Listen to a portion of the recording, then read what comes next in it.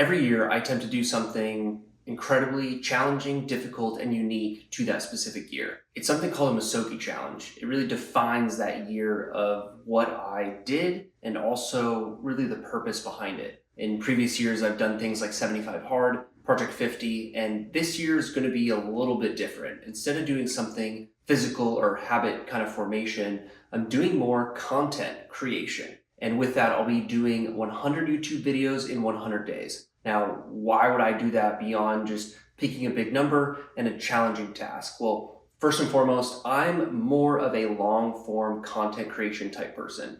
Creating a short form video literally takes me an hour and a half. I constantly want to change and tweak and think I could say it differently instead of just talking like a normal human being, I believe. The other thing is simply that I've done hard things myself, like 75 Hard, the consistency of going to the gym and doing a number of tasks over a consecutive period of days. Now, I need a team to help me. So I have video editors, thumbnail creators, description writers, and really social media producers to then bring it all together and share it with the world. Now, my focus is going to be on content creation for 100 days, not sharing consecutively for 100 days, and we'll have set times of when I actually release the episodes. But it's still an important piece to say, like, I'm more interested in terms of who I can become in the process, the topics that I create, as well as the team that I form around me that are ultimately going to help me as an overall team accomplish this set goal. Now, it is created systems and processes around this, specifically around thumbnail creation, topic ideation,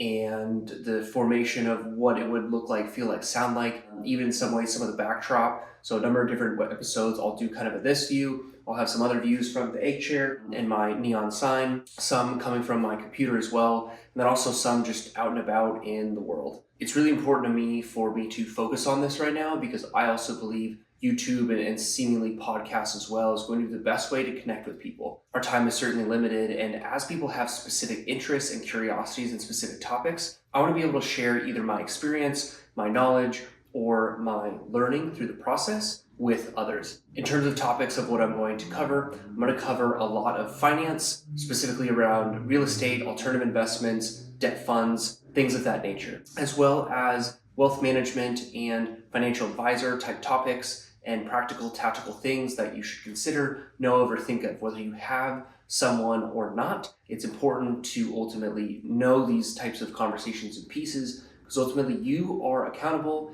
and it really stops with you in terms of what and how your finances really come to be. The other piece we're going to go through is a lot of tax saving strategies and initiatives that I've personally used and that others use as well at different stages of wealth, as well as capital raising for the fund managers and also again for investors that are looking to invest in private placements. I've really found that there's this gap in this world between the financial advisor who only really knows life insurance and stocks. And then you have the wealth manager who ultimately only really works with the people who have $5 million or so liquid and available cash, to invest, right? And then in this in-between phase, you basically have a little of this and a little of that, but you don't really have the ability to connect these things. And ultimately what I find is that a lot of friends and connections and people that I know are investing in alternative investments and curious about finance or want to learn more, but they ultimately pay the price. Their financial advisor doesn't either have the experience, candidly the competency,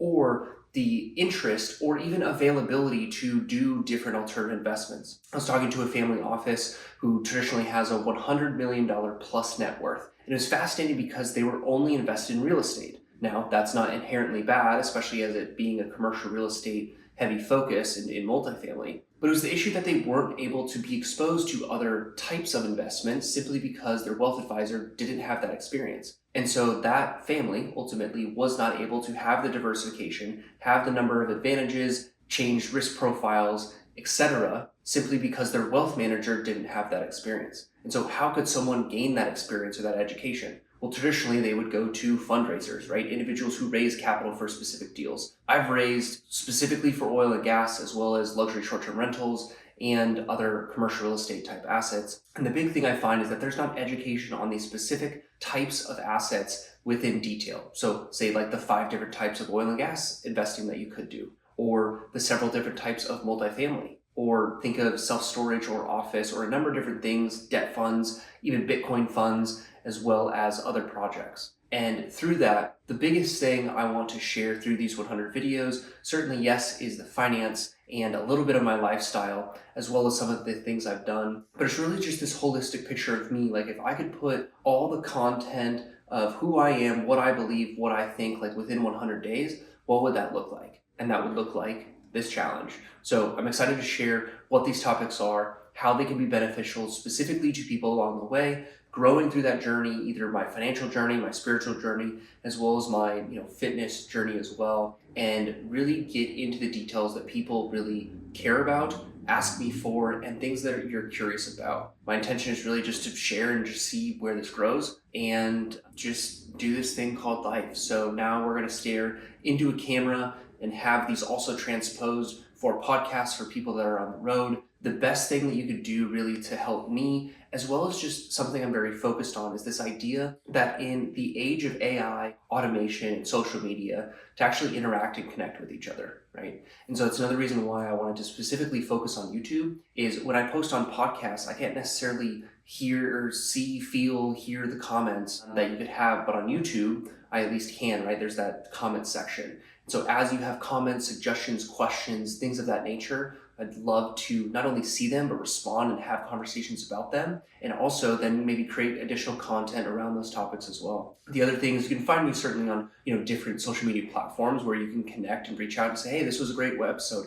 Hey, I had more questions about this, and actually do this thing called connecting with humans. And it's kind of ironic that we're in a social media age and yet we feel more disconnected than we ever have before. And ultimately, we have all the knowledge and everything accessible at our